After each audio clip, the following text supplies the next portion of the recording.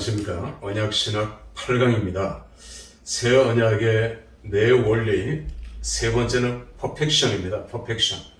퍼펙션은 완전성입니다. 완전성. 다시 말하면 하나님께서는 우리의 죄를 용서하실 때 완전히 용서하신다는 거죠. 완전히. 우리는 찜찜한 게 있어요. 또 용서를 빌고 그 다음 주에 가서 또 용서를 빌고, 이게 신학적으로 잘못된 거죠. 이걸 교정시켜 줘야 돼요. 내가 한번 죄사함을 받았으면 퍼펙션입니다. 완전히 새롭게 된 거예요. 한 예를 제가 들까요? 이거 로마서 할 때 하려고 했는데, 뭐 그때도 하죠. 제가 그 시계를 자주 잃어버렸어요. 중학교 때. 고등학교 때도 마찬가지고 지금도 마찬가지입니다. 시계 안 차고 다니거든요. 맨날 잃어버려요. 중학교 때는 한번 중학교 때 저희 아버지가 아버지가 차던 오메가 시계를 줬어요. 귀한 거죠. 비싼 거죠. 그 당시에 누가 오메가 시계를 찹니까? 그런데 저는 그 오메가 시계를 이제 차고 공을 차다가 축구를 하다가 수도가에 놓고 집에 왔어요. 집에 와서 보니까 그때서 생각이 난 거죠. 뭐 맨날 잊어버렸어요. 뭐 그 시계뿐만 아니라. 그런데 그건 정말 잃어버린 시계 중에 제일 비싼 시계죠.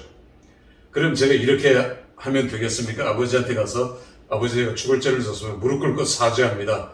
용서해 주세요. 이 오메가 시계 귀한 거 아버지가 쓰던 거 잃어버려서 죄송합니다. 그러면 아버지가 그래 알았다. 뭐 잃어버릴 수도 있는 거지. 나중에 더 좋은 걸로 사주마. 그럼 끝난 거죠. 퍼펙션입니다. 완전히 끝난 거예요. 그런데 저는 그렇지 않죠. 그 다음 며칠 또 지나서 이게 또 생각이 나서 아버지한테 가서, 제가 그랬다는 건 아닙니다. 그런데 가서 아버지 오메가 시계 잃어버려서 죄송합니다. 아이 마 알았다니까. 그런데 또 한 달 돼가지고 또 아버지한테 가서 제가 오메가 시계 잃어버렸습니다. 화를 내죠. 그러면 아버지가 한 번 용서하는 거는 퍼펙션이에요. 그러니까 우리가 지은 죄 이런 것들이 많죠. 회개합니다. 하나님 앞에 다 내놓고. 그럼 그걸로 끝난 거예요. 그런데 우리가 기도할 때마다 그 얘기를 합니다. 기도할 때마다 하나님 제가 지은 죄가 너무너무 큽니다. 그 다음 주에 와서도 하나님 제가 지은 죄가, 그 다음 차례 때 와서도 하나님 제가 지은 죄가 용서해 주세요. 아니면 용서해 줬는데 또 용서하냐? 그 옛날에 루터가 그랬어요. 루터가 너무너무 이게 그 내면성이 이제 있었고 수줍었어요. 그래서 이제 수사한테 가서 자기의 죄를 다 고백했어요. 수사가 돌려보냅니다. 그런데 루터가 또 와요. 잠도 안 자고 또 와서 또 용서를 빕니다. 임마 됐다. 가서 자. 근데 루터가 또 와요. 이 루터가 유약성이 있었거든요. 근데 그걸 가르쳐 줬어야 되죠. 퍼펙션입니다. 완전성입니다. 완전한 용서예요. 자유도 완전한 자유듯이 하나님께서는 우리의 죄를 완전히 속해 주셨어요.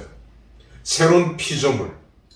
이게 새 언약의 가장 중요한 원리입니다. 원리. 그러니까 이 퍼펙션을 강조하고 가르쳐 줘야 돼요. 근데 우리가 이제 그 연약에서 또 우리의 죄성이 남아 있어서 이게 또 자꾸 생각이 나서 그런데 차단해야 돼요. 그리고 이제는 걷기도 하고 뛰기도 하고 진취적으로 역동적으로 나가야지. 이 죄에 걸려서 사탄은 자꾸만 우리의 죄를 생각나게 하잖아요. 너 옛날에 몇 년 전에 이 죄 지었지, 몇십 년 전에 지었지, 너 나쁜 놈. 또 이런 식으로 공격하는 사람들이 있단 말입니다. 거기에 대해서 우리는 사탄은 물러가라, 단호하게 대처해야 돼요. 하나님께서 나를 완전히 용서하셨는데, 퍼펙션인데, 사탄, 니놈이 왜 자꾸 내 죄를 들먹거리면서 왜 자꾸 나의 죄를 올가매고 왜 나를 끌고 지옥으로 가려고 하느냐? 사탄은 물리쳐야 합니다. 예수 이름으로 명하노니 물러가라! 물리쳐야 돼요. 그렇지 않으면 우리는 앞으로 나갈 역동성을 잃어버려요. 자꾸만 내가 기가 죽게 되고 약화되게 되고, 그리고 하나님 나라의 이런 역동성을 소멸시키게 되는 것입니다. 또 그게 사탄의 전략이기도 하고요. 마지막 네 번째는 어슈어런스입니다. 히브리서 9장 10장에 집중적으로 나오고 있죠. 예수 그리스도의 중보 사역입니다. 중보 사역. 그리고 어슈어런스는 확실성이죠. 확실성. 예수님은 내 모든 죄를 그리고 내 모든 것들을 다 중보해 주셨어요. 중보자로서의 예수님 맡기면 주님이 다 해결해 주셨어요. 해결해 주시고요. 주님의 은혜입니다. C.S. 루이스라고 아십니까? 기독교 최고의 윤리학자고 기독교 최고의 학자예요. 옥스퍼드 대학 교수로 있을 때 루이스가 개종을 했죠. 변화됐어요. 그래서 기독교 학회 은혜를 갔는데 방을 잃어버렸어요. 이 방 저 방. 그러다가 다른 방을 잘못된 방을 찾아서 들어갔어요. 들어갔는데 거기에서 논쟁이 벌어졌거든요. 기독교의 핵심이 뭐냐 막 논쟁을 하다가 그걸 C.S. 루이스에게 물었어요. 루이스가 이렇게 대답했어요. 은혜입니다. 은혜 아닙니까? 은혜. 그렇습니다. 하나님의 은혜예요. assurance.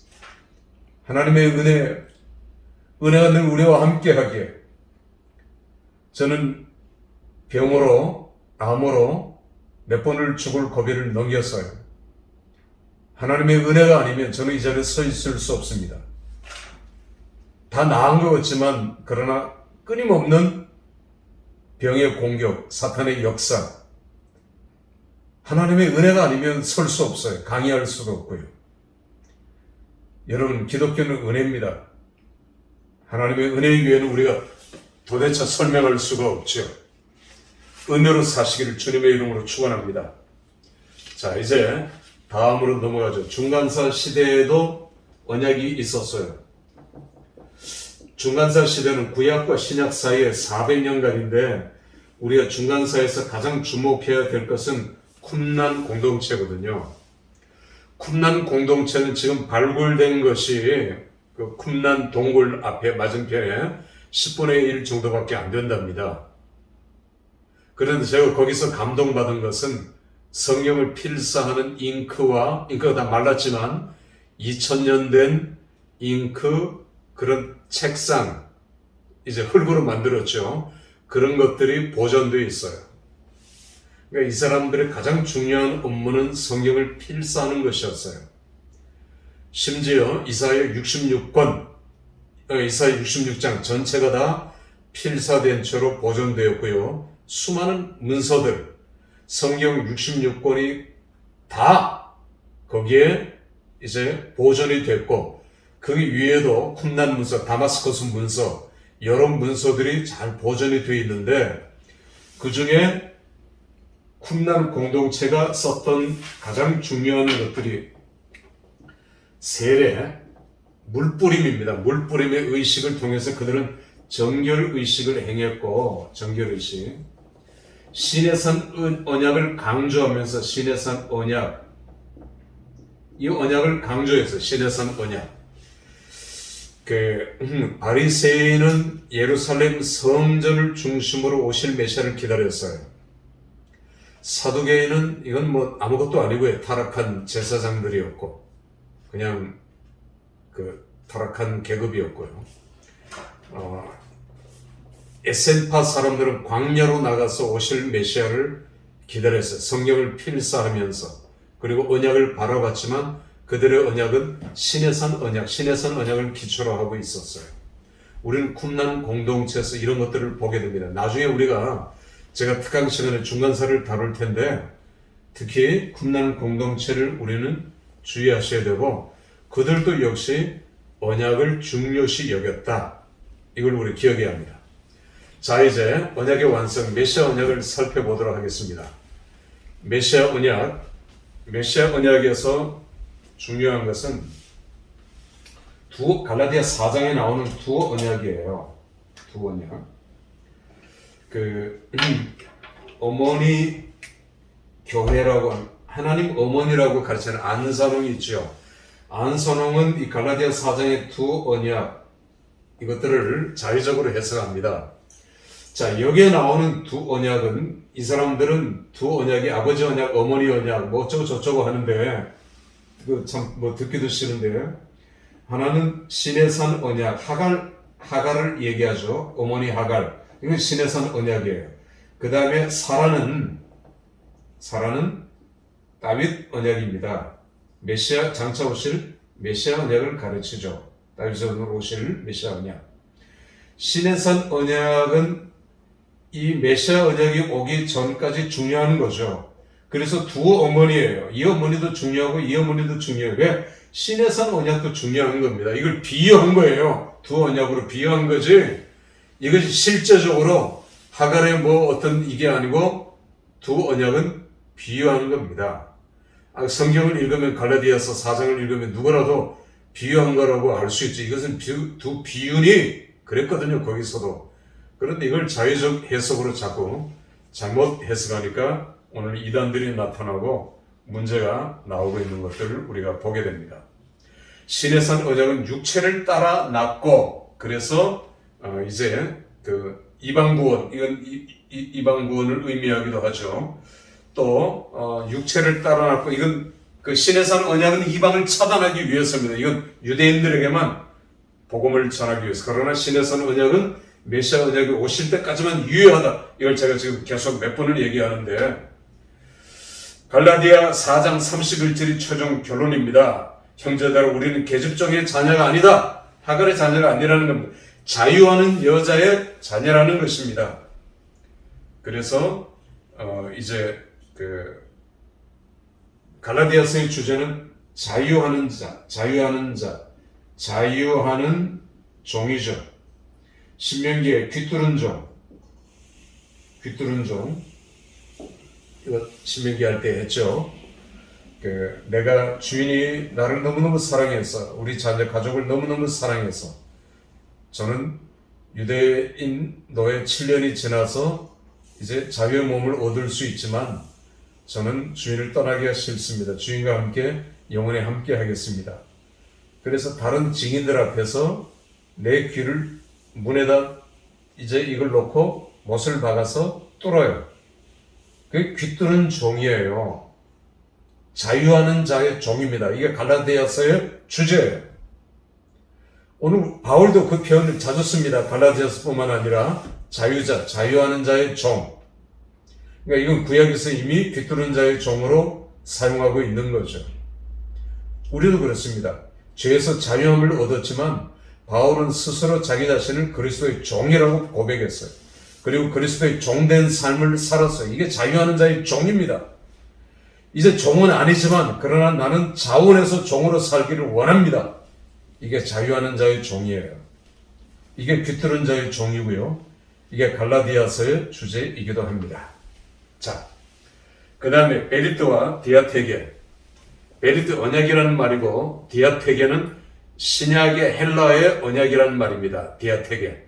그래서 디아테게가 계속 나와요. 이거는 베리트를 번역한 말입니다. 자, 그 다음에 디아테게와 에판겔리아. 디아테게는 언약이고요. 에판겔리아는 약속이에요. 약속. 이게 에베소 2장 12절에 두 개의 단어가 동시에 같이 나옵니다. 언약. 이건 반드시 지켜야 되는 거죠. 카바난트예요. 그러나 에판겔리아는 프라미스로 번역이 됩니다. 프라미스. 그런데 오늘날요, 자꾸 언약을 프라미스 정도로 약화시키는 분들이 많아요. 자유주의 신학은 그렇습니다. 프라미스가 아니고 카바넌트죠. 그리고 에판겔리아가 아니라 디아테게입니다. 디아테게라는 단어를 여러분들이 기억해 주시면 좋겠고요.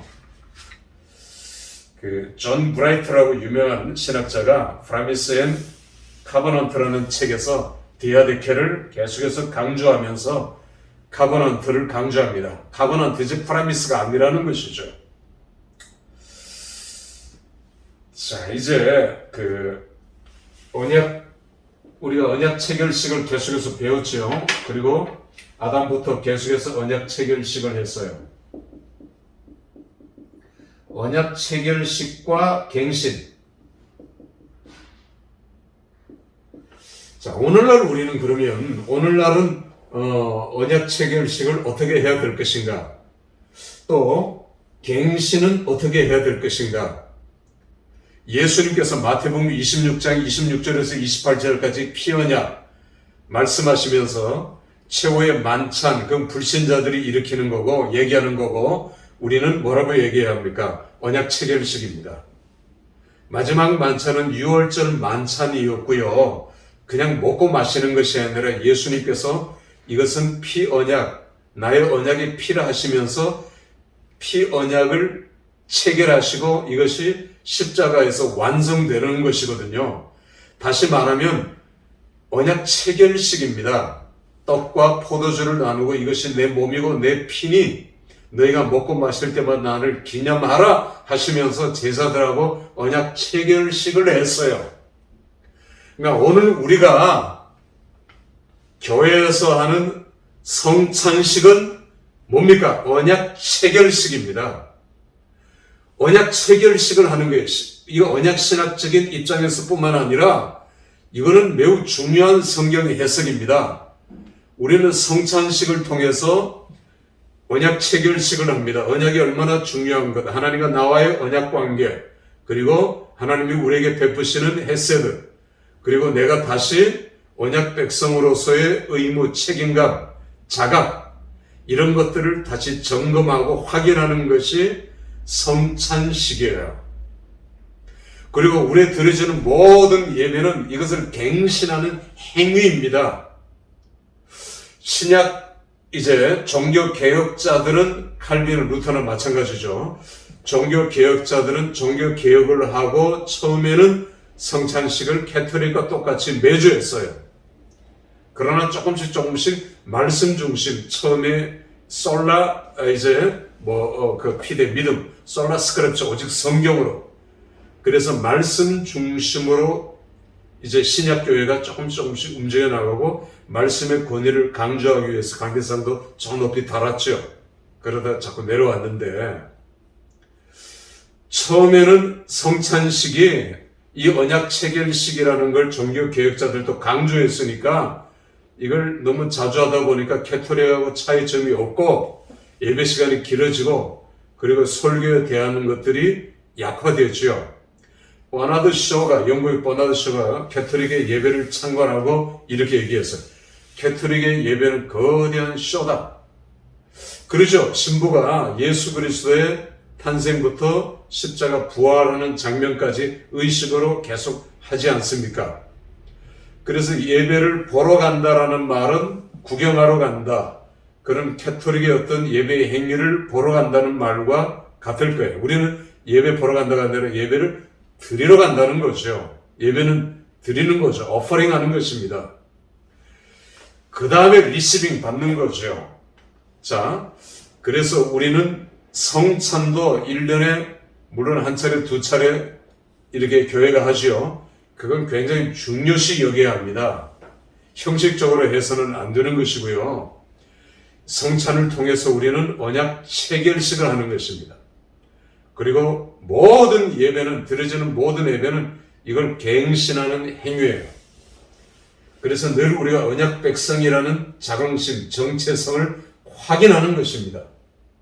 언약 백성이고 그 언약 백성을 세상 끝날까지 인도하시고 승리하게 하시고 천국까지 인도하시는 예수 그리스도를 바라보며 그 언약을 바라보며 끝까지 나아가는 것이, 신앙생활을 하는 것이 우리 오늘 가져야 할 언약신앙인의 자세라고 할 수 있는 것이죠. 여러분, 언약신앙은 이렇게 중요한 것입니다. 마치겠습니다.